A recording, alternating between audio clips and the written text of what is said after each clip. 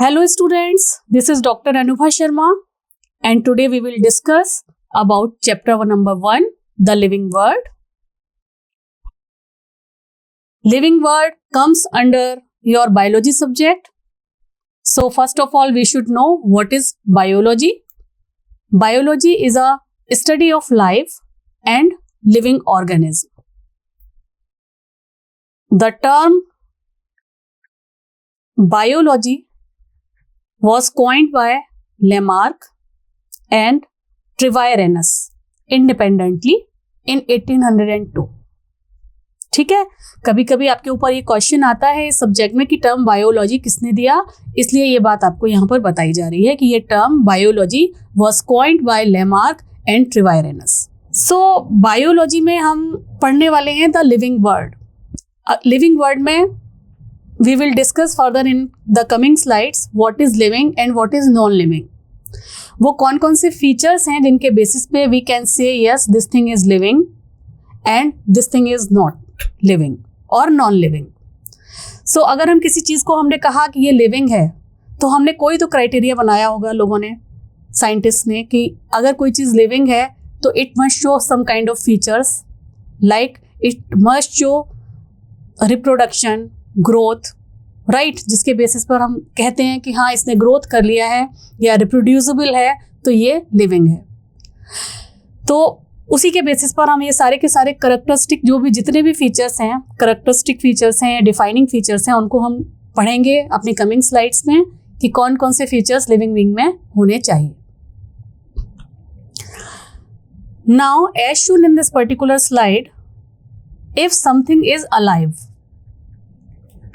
अगर कोई चीज़ लिविंग है, राइट, तो इसमें कुछ करेक्टरिस्टिक फीचर्स होने चाहिए जैसे कि ग्रोथ, रिप्रोडक्शन, होम्योस्टेसिस, ठीक है, and some other functions also. ठीक है, तो अगर ये सारे के सारे फीचर्स हैं, ग्रोथ कर रहा है, कुछ रिप्रोड्यूस कर रहा है, तो we can say yes this thing is living system. So there are 7 characteristic features and defining features जिसके बेसिस पे we can say this particular thing is living or not living. As shown in this slide, there are so many features has been given. Some are characteristic features, some are not characteristic feature. यहाँ जितने भी features दिए हुए हैं ये सारी की सारी क्वालिटीज हैं एक लिविंग बीइंग की, जिसको हम फर्दर कमिंग नेक्स्ट स्लाइड्स में वन बाय वन डिस्कस करेंगे. So before start each and every feature, we just divided each kind of feature into 2 different category. Features जो living being के हैं हम उन्हें 2 कैटेगरी में डिवाइड करते हैं. कुछ फीचर्स होते हैं जो कि डिफाइनिंग फीचर्स जिनको हम कहते हैं, वो सारे फीचर्स जो सभी लिविंग बीइंग में विदाउट एनी एक्सेप्शन प्रेजेंट होंगे. वो सारे फीचर्स जो सारे लिविंग बीइंग में विदाउट एनी एक्सेप्शंस प्रेजेंट होंगे उनको वी कॉल डिफाइनिंग फीचर. वो डिफाइनिंग फीचर हमारे कहलाएंगे. इसमें कोई एक्सेप्शन नहीं होना चाहिए, ये हर लिविंग बीइंग के अंदर होना ही होना चाहिए, तब हम बोलेंगे कि हाँ ये पर्टिकुलर थिंग लिविंग है. ठीक है,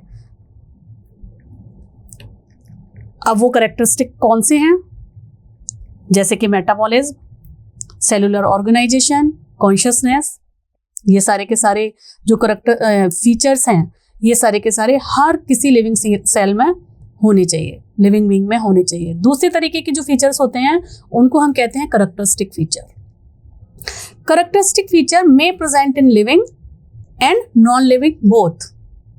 ठीक है, जैसे कि ग्रोथ एंड रिप्रोडक्शन. तो अब ये लिविंग और नॉन लिविंग दोनों में कैसे होंगे, इसको हम फर्दर जब हम 1 बाय 1 हर टॉपिक डिस्कस करेंगे उसी टाइम पर डिस्कस करते हैं, देखते हैं कि क्यों हम ग्रोथ और रिप्रोडक्शन को कैरेक्टरिस्टिक फीचर कैटेगरी में रख रहे हैं. ठीक है, first feature which we will discuss over here is growth. So as mentioned in the point number 1, all living organism can undergo the process of growth and development that result in an increase in mass and increase in number of cell. Means these are both of them like increase in mass and increase in number, ये दोनों की दोनों जो characteristic हैं ये twin characteristic कहलाते हैं। Twin characteristic, what does it mean? जब सेल ग्रो करेगी यानी कि सेल डिवीजन होगा तो उसका नंबर भी बढ़ेगा, और जब नंबर बढ़ेगा तो उसका मास भी बढ़ेगा। ठीक है, क्योंकि जितने भी लिविंग ऑर्गेनिज्म हैं वो ग्रो कैसे कर रहे हैं? वो कर रहे हैं through cell division. Ultimately cell is the basic unit of life, right? तो जब cell basic unit of life है, जब वो ग्रो करेगी तो ग्रो कैसे कर रही है? वो सब थ्रू सेल डिवीजन कर रही है, तो उसका नंबर भी बढ़ रहा है और उसका मास भी बढ़ रहा है। So the growth of plant and animal takes place with the help of cell division. तो it is an intrinsic growth. अगर सेल इनसाइड अ बॉडी है ना, कोई भी ऑर्गेनिज्म के अंदर है, जब वो डिवाइड कर रही है तो इंटरनली हमारी ग्रोथ हो रही है, जितने भी लिविंग ऑर्गेनिज्म है। ठीक है, लेकिन there are certain exceptions like mountain, like crystals. ये क्या है? माउंटेन एंड क्रिस्टल्स क्या है? ये तो लिविंग नहीं है, these are non living things, but they can also grow. ये कैसे ग्रो करते हैं? माउंटेन, लाइक ये माउंटेन है, अगर ये माउंटेन है और अगर इस पर सिमिलर काइंड ऑफ सब्सटेंस आकर लगातार डिपॉजिट हो जाए तो इसका मास बढ़ जाता है, और जब मास बढ़ रहा है तो हम कह रहे हैं चीज़ ग्रो हो रही है, राइट? अगर हम विंटर्स की बात करें तो विंटर्स में इसके ऊपर आइस जम जाती है माउंटेन्स के ऊपर, तो इसका क्या हो रहा है? साइज बढ़ रहा है, मास बढ़ रहा है। तो लेकिन हम इसको लिविंग बीइंग की करेक्टरिस्टिक तो नहीं है, ये तो नॉन लिविंग के ऊपर डिपॉजिट हो रही है, तो उसका मास तो बढ़ रहा है, मास बढ़ रहा है ना। तो ये जो माउंटेन है, बोल्डर्स हैं, क्रिस्टल्स हैं, they can also grow but due to the accumulation of similar material on their outer surface. उनके आउटर सरफेस पर similar kind of material deposit हो गया तो उनका मास बढ़ गया, लेकिन वो लिविंग नहीं है, वो लिविंग नहीं है। इसलिए ये जो ग्रोथ है ये एक करेक्टरिस्टिक फीचर है लिविंग ऑर्गेनिज्म का। This is not comes under the defining feature category, क्योंकि यहाँ पर एक्सेप्शंस हैं। ग्रोथ लिविंग और नॉन लिविंग दोनों में दिखाई दे रही है। ठीक है, तो ग्रोथ लिविंग और नॉन लिविंग दोनों में जब दिखाई दे रही है तो इसलिए हम ग्रोथ को करेक्टरिस्टिक फीचर बोल रहे हैं, इसको हम डिफाइनिंग फीचर नहीं बोल रहे हैं। Second characteristic property is reproduction. What is reproduction? The ability to reproduce young one, ability to reproduce young one is the process of reproduction. It is observed only in the case of living organism. केवल living organism हैं जो reproduce कर पाते हैं, non living thing जितनी भी हैं वो रिप्रोड्यूस नहीं कर पाती। जिनके अंदर लाइफ है वो केवल रिप्रोड्यूस कर पाते हैं, but there are certain exceptions. कुछ ऐसे लिविंग ऑर्गेनिज्म भी हैं जो रिप्रोड्यूस नहीं कर पाते हैं, जो स्टेराइल हैं, जिनके अंदर कैपेबिलिटी नहीं है रिप्रोडक्शन की। उसके सर्टेन एग्जाम्पल्स हैं, जैसे कि फर्स्ट एग्जाम्पल यहाँ मैंने दिया हुआ है mule. Mule is a hybrid between male donkey and female horse. Second example is liger. Liger is a hybrid between male lion and female tiger. Why we call them hybrid? Because these are interspecific hybrids. ये interspecific hybridisation के through बने हैं। इनकी जो mating है that is not natural. ये अलग अलग स्पीशीज के हैं, सेम जेनरा के अंदर हैं। लाइक म्यूल को अगर हम डिस्कस करें तो mule male donkey and female horse के मिलने से की मेटिंग जब हुई तो म्यूल बना। तो donkey and horse both are under different species, ठीक है, लेकिन वो सेम जेनरा के अंदर आते हैं। तो सेम जेनरा की डिफरेंट स्पीशीज की अगर मेटिंग होने से कोई एनिमल बन रहा है तो वो खुद स्टेराइल होगा, वो फर्टाइल नहीं होगा, वो अपने ही जैसे दोबारा नेक्स्ट ऑफस्प्रिंग को प्रोड्यूस नहीं कर सकता। ठीक है, तो जब वो फर्टाइल नहीं है तो स्टेराइल एग्जाम्पल्स यहाँ पर आ गए। जब वो अपने ही जैसे दूसरे ऑफस्प्रिंग को जनरेट नहीं कर सकता है तो रिप्रोडक्शन को हम डिफाइनिंग फीचर नहीं बोलेंगे, क्योंकि यहाँ एक्सेप्शंस हैं। Same with liger. लाइगर आपका male lion and female tiger के मिलने से बना हुआ है। Again it is a interspecific hybrid. ठीक है, तो ये भी स्टेराइल है, ये भी अपने जैसे लाइगर अपने जैसे दूसरे इंडिविजुअल्स को पैदा नहीं कर सकता है।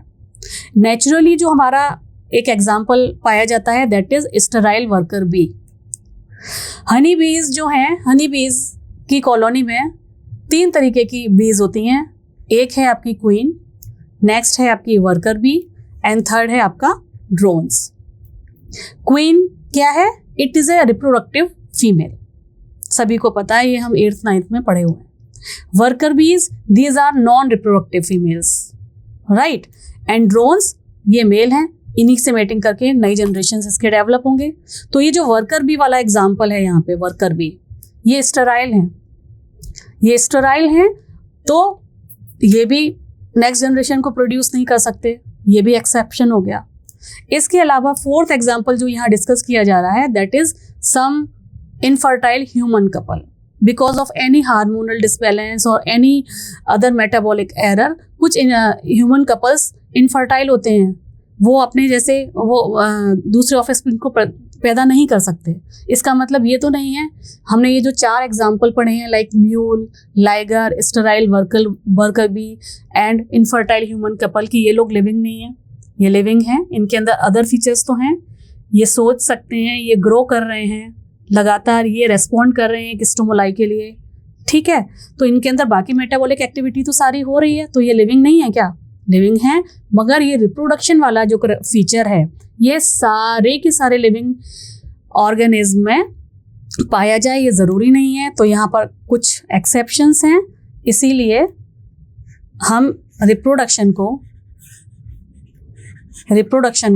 कैरेक्टरिस्टिक फीचर की कैटेगरी में रखते हैं, ठीक है। Although we know that no non living object has a power to reproduce और रेप्लिकेट, कोई भी नॉन लिविंग नहीं कर पाएगा। Reproduction is a property of living organism only. लेकिन चूंकि यहाँ पर म्यूल है, लाइगर है, ठीक है, सर्टेन एग्जाम्पल्स हैं जो कि एक्सेप्शन है, इसलिए हमें रिप्रोडक्शन को कैरेक्टरिस्टिक फीचर की कैटेगरी में रखना पड़ता है। अब देखिए रिप्रोडक्शन कितने तरीके का हो रहा है। Budding is one example.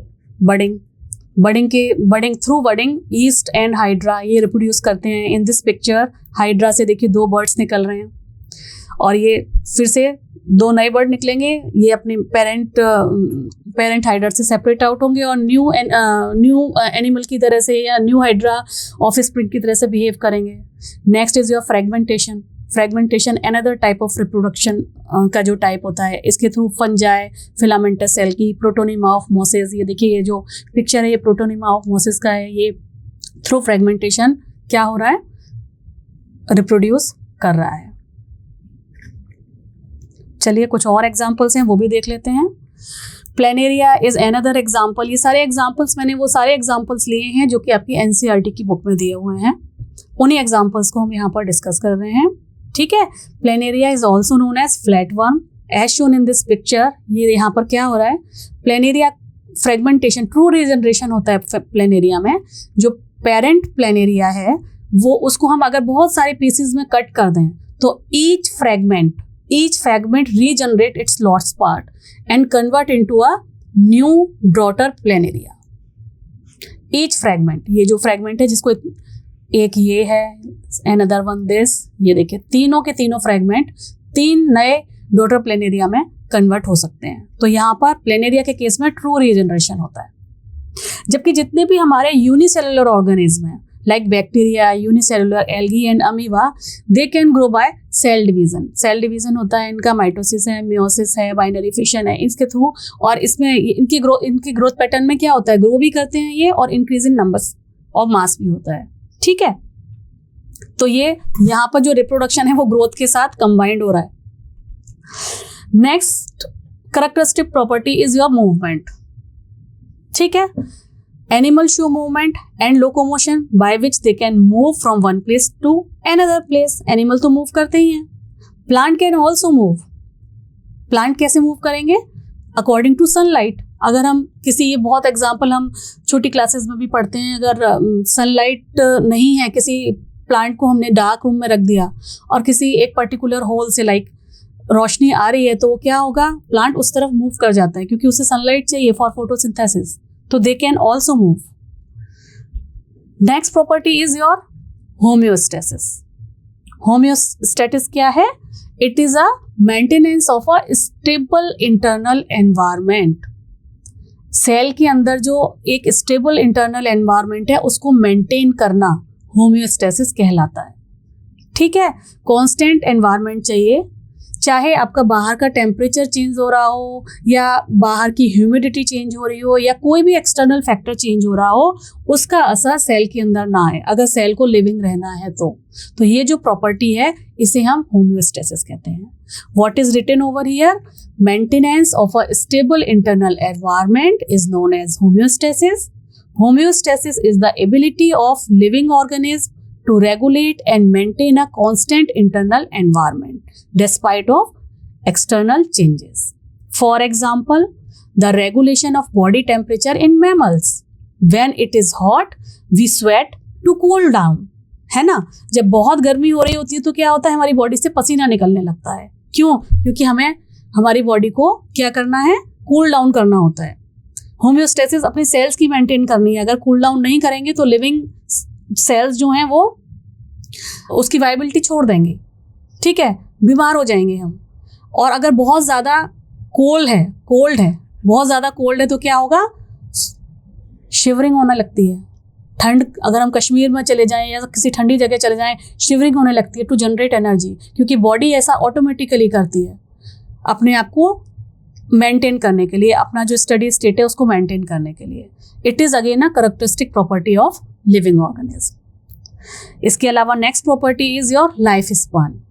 Every living organism have a definite life span.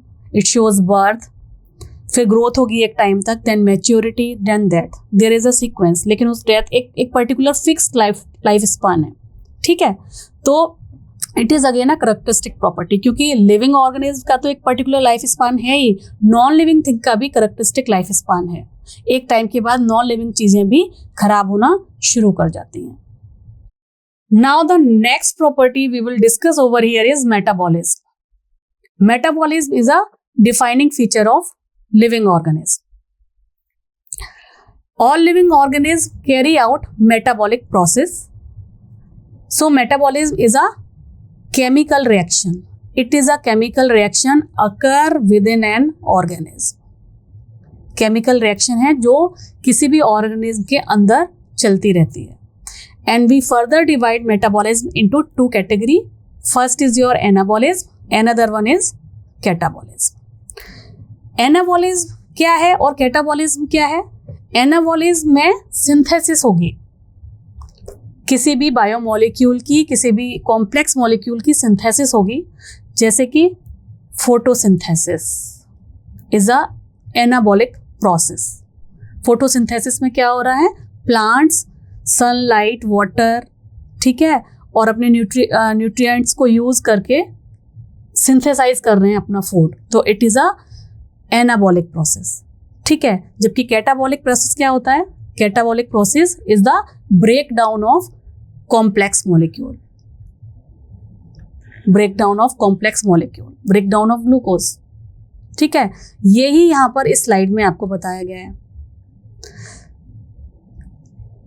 Food particle can break down into smaller pieces through catabolic pathway, and when smaller molecule combine together and form some big molecules, बड़े molecules बना रहे हैं, तो उसे बोल रहे हैं anabolic pathway. तो ये सारा का सारा जो प्रोसेस है जो हम डिस्कस कर रहे हैं इस टाइम, ये हो कहाँ रहा है? ये हो कहाँ रहा है? ये सारा का सारा प्रोसेस हो रहा है इनसाइड अ सेल. सेल, ये एक सेल है, सेल के अंदर हो रहा है मेटाबॉलिज्म. और सेल क्या है? सेल बेसिक यूनिट है, basic structural and functional unit है लिविंग सेल की, लिविंग ऑर्गेनिज्म की. तो metabolism is a defining feature, क्योंकि मेटाबॉलिज्म होगा ही वहां जहां पर सेल होगी. ठीक है, ये किसी भी नॉन लिविंग चीज में नहीं होने वाला है. So it is absent in case of non living organism. That's why metabolism comes under a defining feature category. Next defining feature is cellular organization. All the organisms are made up of cells. As already we discussed in previous slide, cells are the structural and functional unit of life. And all living organisms are composed of one or more cell. ठीक है, तो जहां cell है वहीं पर life है, तो cellular organisation is a defining features. और इन सेल्स का यूज क्या होता है? ये सेल्स हमारे इकट्ठे होकर टिश्यू बनाते हैं, ठीक है, टिश्यू बनाते हैं, ऑर्गन बनाते हैं, और एक तरीके के टिश्यू एक तरीके का काम कर रहे होते हैं, कुछ है ना, जैसे कितने कितने तरीके के सेलुलर फंक्शन में ये इन्वॉल्व होंगे. It may involve in growth, it may involve reproduction, it may involve development, metabolism, ठीक है. So cellular organisation is a defining feature. Since non-living organisms are not made up of cell, so they do not have any kind of cellular organization.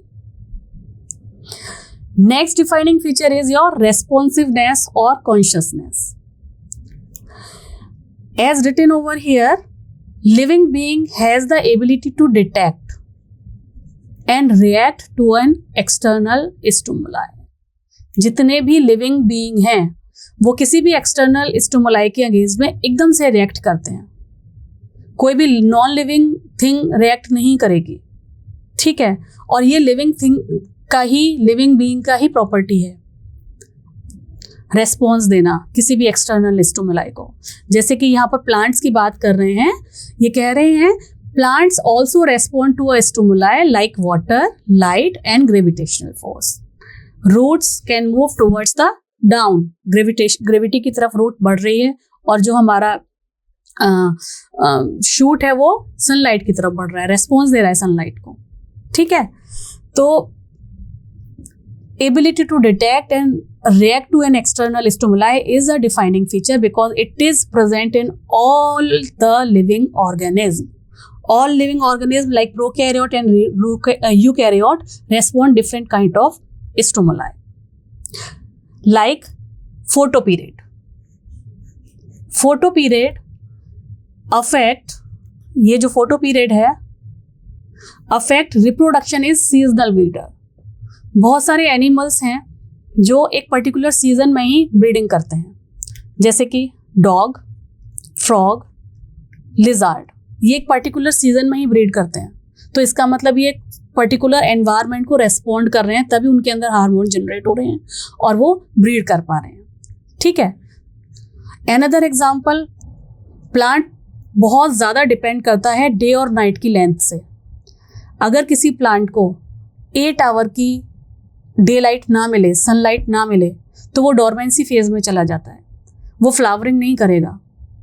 Flowering नहीं करेगा तो क्या होगा, plant में reproduction नहीं होगा. इसका मतलब वो भी फिजिकल स्टिमुलाई जो है उसको रेस्पॉन्ड कर रहा है प्लांट. और ह्यूमन बीइंग की तो बात ही अलग है. ये जो ह्यूमन बीइंग है ये सेल्फ कॉन्शियसनेस भी शो करता है. बाकी सारे लिविंग ऑर्गेनिज्म कॉन्शियसनेस शो करते हैं, रेस्पॉन्ड करते हैं, लेकिन ह्यूमन आज सेल्फ कॉन्शियस, यानी वो अपने लिए भी अवेयर है, अपने लिए अवेयर है. ह्यूमन को पता है कि सुबह हमें रोज नहाना है. एनिमल डेली सुबह नहीं नहाते हैं. ह्यूमन बहुत अवेयर है अपने लुक के लिए, ठीक है.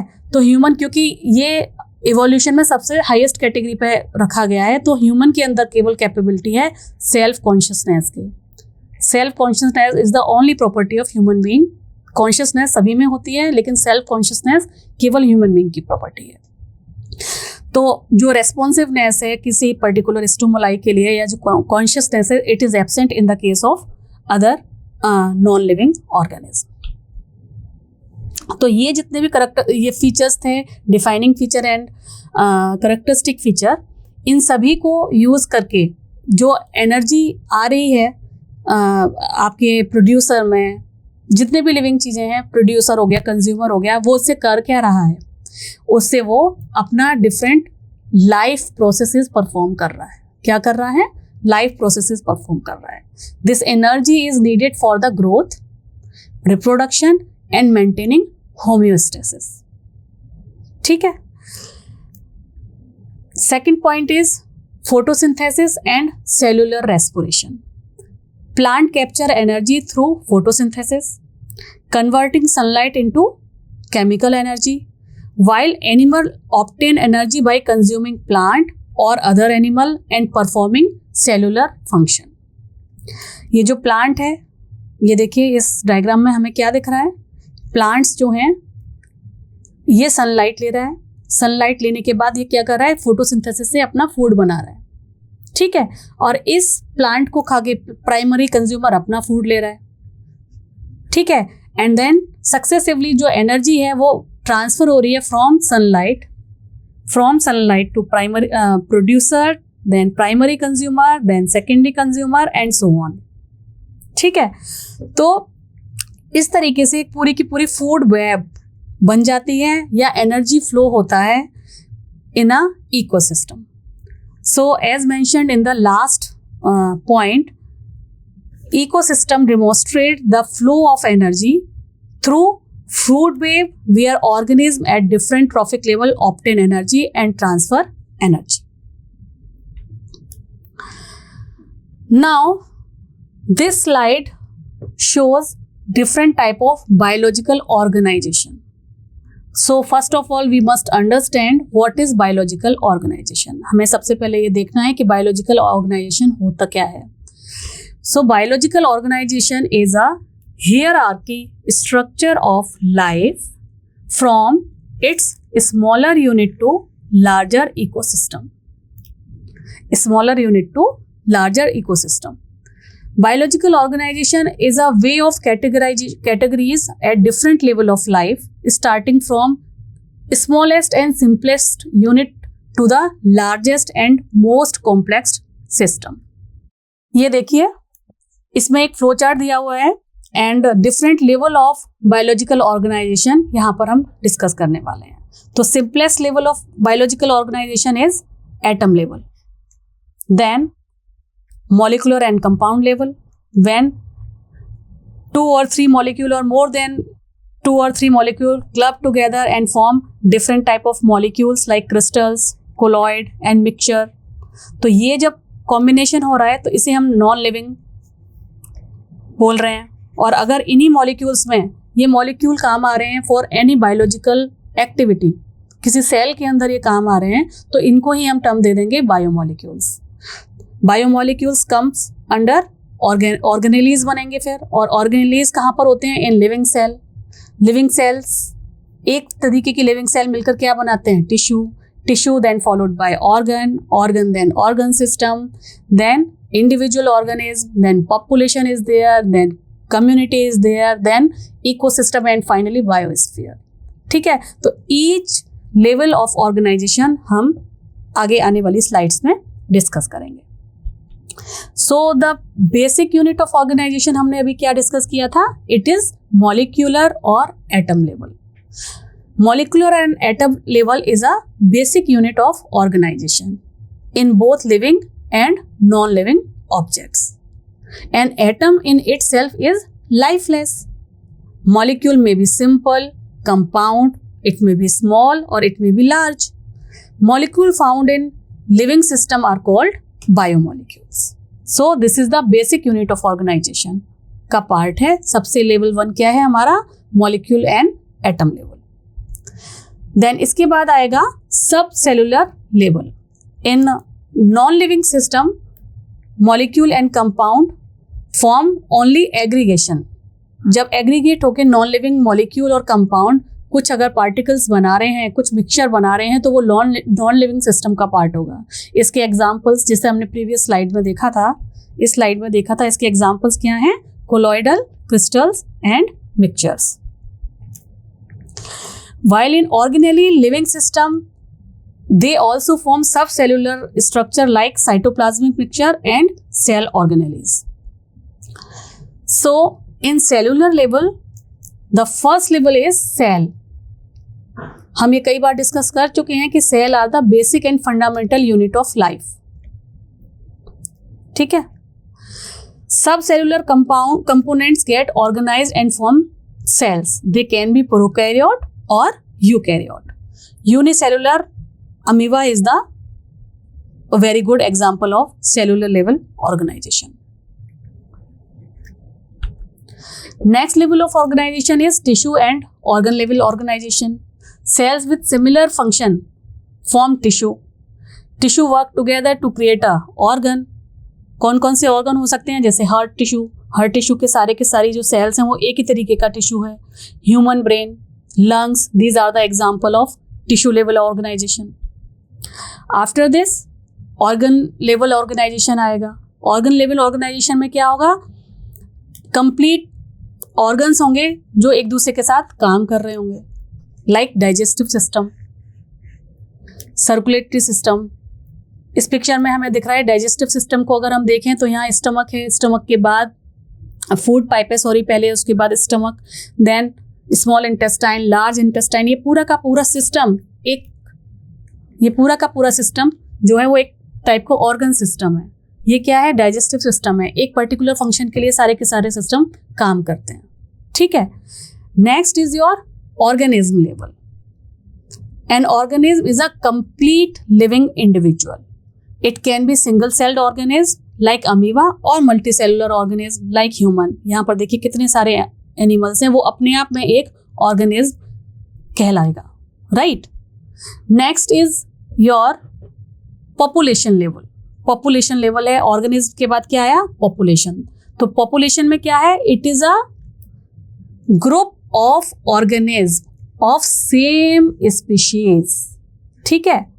अगर एक जैसी स्पीशीज का जो भी ग्रुप है उसे हम पॉपुलेशन बोलेंगे, ठीक है।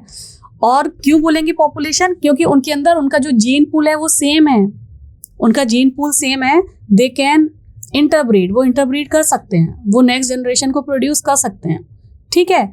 So a population share the same gene pool because of interbreeding.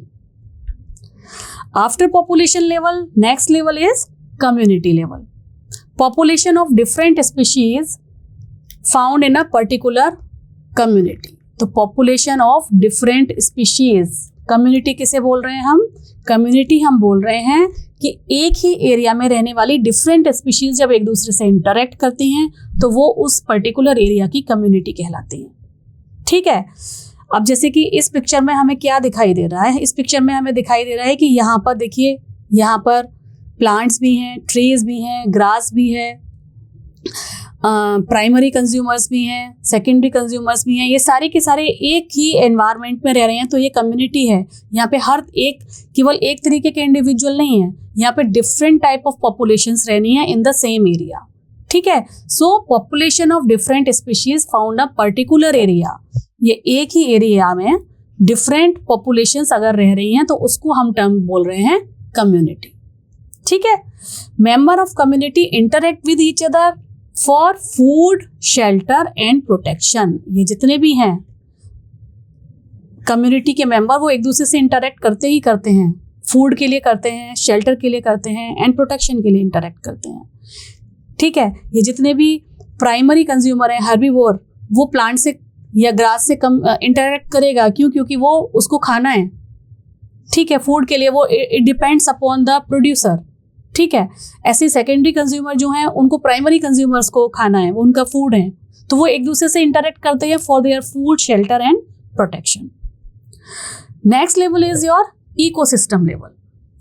What is ecosystem level? सबसे पहले देख लेते हैं यहाँ क्या लिखा हुआ है। It is an organization formed by community of population found in an area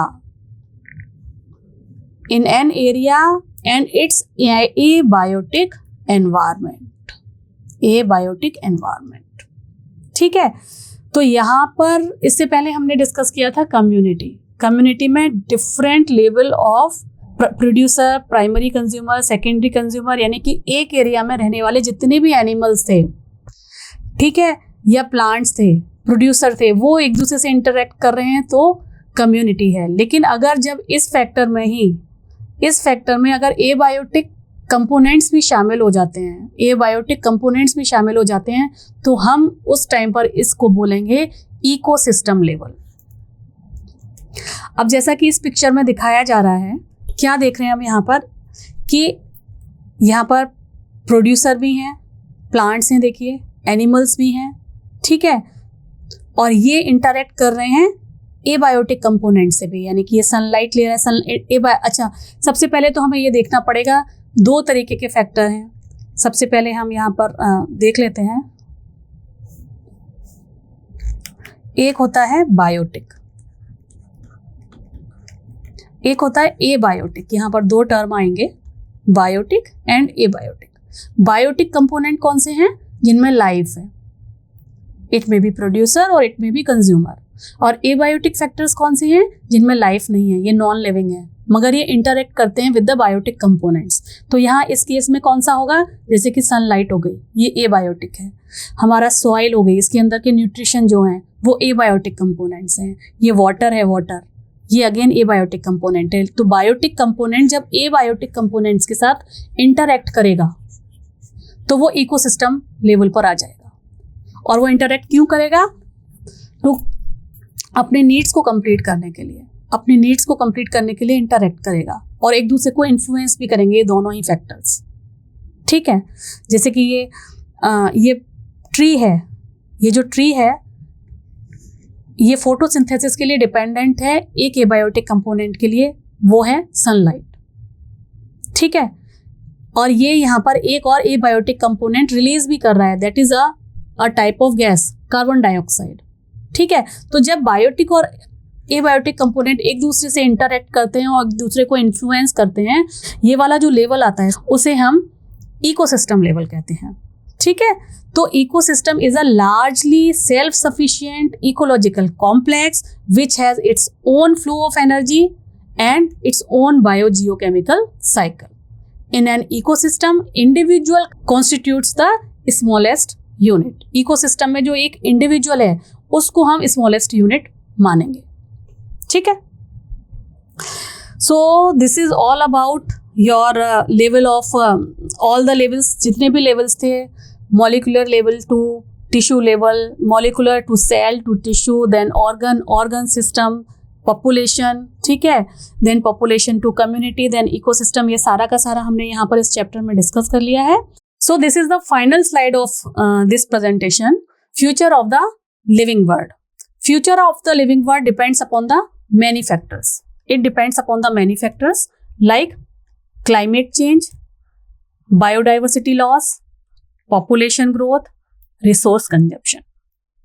ठीक है, लिविंग वर्ल्ड आगे आने वाले फ्यूचर में कैसा होगा, कैसा नहीं, ये सारा इन सारे फैक्टर्स पे डिपेंड करता है, क्योंकि बिकॉज ऑफ ओवर पॉपुलेशन, ये जितनी भी हमारी ह्यूमन की ओवर पॉपुलेशन है उसकी वजह से लगातार हम लोग क्या कर रहे हैं, ह्यूमन बीइंग क्या कर रहा है, ह्यूमन बीइंग डिफॉरेस्टेशन कर रहा है, सारे जंगलों को काट रहा है। जब जंगल कट रहे हैं, डिफॉरेस्टेशन हो रहा है, तो because of deforestation climate change हो रहा है, कहीं फ्लड आ रहा है तो कहीं अर्थक्वेक आ रहा है ना, जब, और उसकी वजह से ग्लोबल वार्मिंग भी बढ़ रही है। जब हम जंगलों को काट रहे हैं, ह्यूमन बीइंग जंगलों को काट रहा है, तो वहाँ पर बायोडाइवर्सिटी जो वहाँ की थी वो बायोडाइवर्सिटी भी खत्म हो रही है। तो it depends, so future is not predetermined और fix but rather shaped by our action and decision. ये ह्यूमन को, इंडिविजुअल्स को ही डिसाइड करना है कि हमें अपनी मदर अर्थ का ख्याल कैसे रखना है, हमें लिविंग वर्ल्ड को मेंटेन करके रखना है या नहीं। क्योंकि अगर मदर अर्थ का जो भी इकोसिस्टम है वो डिस्टर्ब हुआ तो उसका इम्पैक्ट सभी के ऊपर पड़ता है। लिविंग वर्ल्ड अगर डिस्टर्ब होता है तो उसका इम्पैक्ट सभी के ऊपर पड़ता है, क्योंकि क्लाइमेट चेंज होता है। क्लाइमेट चेंज होता है तो सबसे पहले केवल जानवरों पर असर पड़ेगा ऐसा नहीं है, ह्यूमन पर सबसे पहले असर पड़ता है। So human responsibility is crucial and determine the fate of the living world. हमारी अपनी जिम्मेदारी है कि हमें आगे किस तरीके का लिविंग वर्ल्ड देखना है। So this is all about of this particular chapter. इस चैप्टर में हम एक बार फिर से रिवाइज कर लेते हैं, हमने क्या क्या डिस्कस किया है। हमने डिस्कस किया है what are the features of a living being, कौन कौन से फीचर्स हैं। हमने इसको दो में डिवाइड किया, characteristic feature and defining feature. कुछ फीचर हैं जो करेक्टरिस्टिक फीचर का पार्ट हैं, बाकी कुछ हैं जो डिफाइनिंग फीचर का पार्ट हैं, वो दोनों हमने डिस्कस किए हैं। डिफाइनिंग फीचर्स वही फीचर्स हैं जो सारे के सारे लिविंग बीइंग में प्रेजेंट होने चाहिए, जबकि करेक्टरिस्टिक फीचर में कुछ एक्सेप्शंस भी हैं। इसके बाद हमने different level of biological organization देखा, लिविंग वर्ल्ड से लेकर लेवल 1 यानी कि एटम एंड मॉलिक्यूल से लेकर हमने इकोसिस्टम लेवल तक देखा। तो this is all about your chapter number 1। आगे हम फिर से मिलेंगे with some new information in chapter number 2। Thank you.